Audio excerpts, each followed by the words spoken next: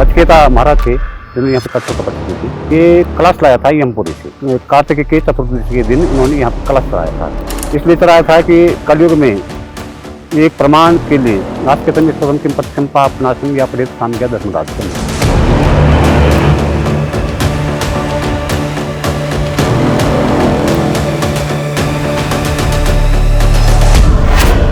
आपको नाना प्रकार के ग्राउंड मिलेंगे, कहीं फील्ड मिलेंगे, लेकिन इस तरह का तालाब नहीं, क्योंकि ये शक्ति के द्वारा ही उत्पत्ति हुई इसकी। प्रातः ब्रह्म मुहूर्त में यहाँ पे परियों का जैसे गुनगुन की आवाज़ आती है और साथ में ढोल की आवाज़ आती है। साल मेला लगता है ग्राम पंचायत सौंदे से, यहाँ पे देवी देवता आते हैं।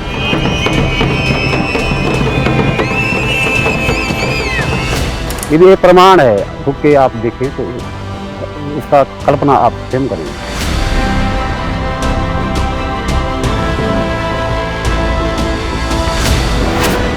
इस ताल को त्रेता युग से ही इंतजार है, कोई सुलझा दे जीवन और मौत का रहस्य। इसके जल में जिस तरह जीवन की परछाइयां दिखती हैं, उसी तरह गोते लगाता है मौत का रहस्य भी।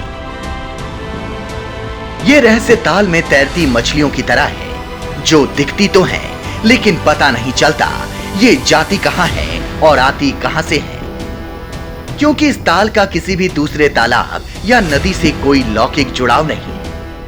आपको नाना प्रकार के ग्राउंड मिलेंगे, कहीं फील्ड मिलेंगे, लेकिन इस तरह का तालाब नहीं, क्योंकि ये शक्ति के द्वारा ही उत्पत्ति हुई इसकी।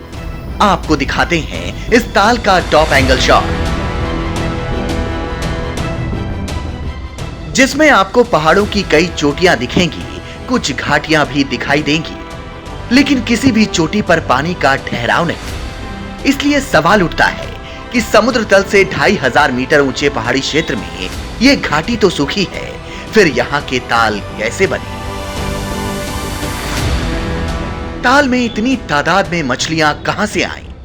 कोई इन्हें मारता या खाता नहीं, तो फिर ये सब अचानक ताल की किस गहराई में छिप जाती हैं? क्या इस ताल का कोई सिरा पाताल लोक से जुड़ा है? क्या इस ताल में बहता है पाताल लोक का पानी? उनकी शक्ति के द्वारा, कलश के द्वारा आया था ये यमपुरी से। कार्तिक के चतुर्दशी के दिन इन्होंने यहाँ पे कलश चढ़ाया था।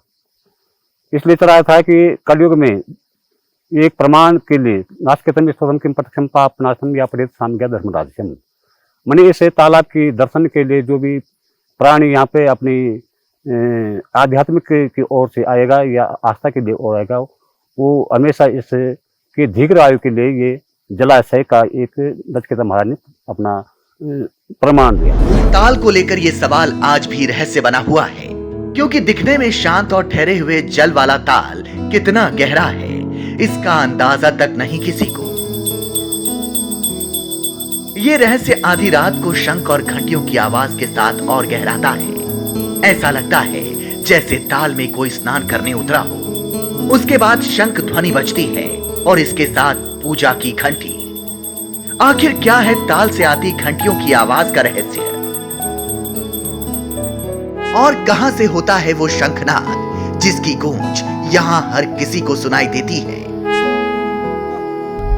प्रातः ब्रह्म मुहूर्त में यहाँ पे परियों का जैसे गुनगुन की आवाज आती है और साथ में ढोल की आवाज आती है। ये हर दिन नहीं आती है, सिर्फ संक्रांत के दिन आता है। जैसे कोई भी पर्व आ गया, कोई भी संक्रांत, अमावस्या, पूर्णमासी, ऐसे दिनों में यहाँ पे इनका नज़ारा अनुभव अलग होता है। ये भी एक प्रमाण है, रुक के आप देखें तो इसका कल्पना आप स्वयं करेंगे। ताल के रहस्य का दूसरा दरवाजा खुलता है इस गुफा में, जिसे यम द्वार कहा जाता है। क्या यही गुफा है यमलोक का रास्ता? जो गुफा है वो योग शक्ति के द्वारा नचिकेता यमपुरी गया था। जो वहाँ पे यम द्वार है, वहाँ फट गया था वो, तो उसी योग शक्ति के द्वारा यमपुरी से उन्होंने, जिससे होते हुए बालक नचिकेता यमराज से मिलने गए थे, ये जानने कि मनुष्य कहां जाता है मृत्यु के बाद। ये गुफा अपने आप में अजूबा है, क्योंकि ये किसी पहाड़ में नहीं बल्कि घाटी में है। इसका द्वार भले ही भौगोलिक परिवर्तनों के साथ आज 1 मीटर से भी कम रह गया है, लेकिन इस गुफा का रहस्य आज भी उतना ही बड़ा है। यह रहस्य इसलिए भी कि आज तक इस गुफा में कोई उतरा ही नहीं। कई सदियों से यहाँ के लोग मानते हैं कि गुफा के अंदर जिसने भी जाने की कोशिश की, वो गुफा से ना तो जिंदा वापस लौटा और ना ही उसका कोई निशान दिखा। तो आखिर कहां खुलता है ताल के किनारे इस गुफा का आखिरी सिरा? इस ताल और गुफा के साथ क्या है मौत के रहस्य का कनेक्शन?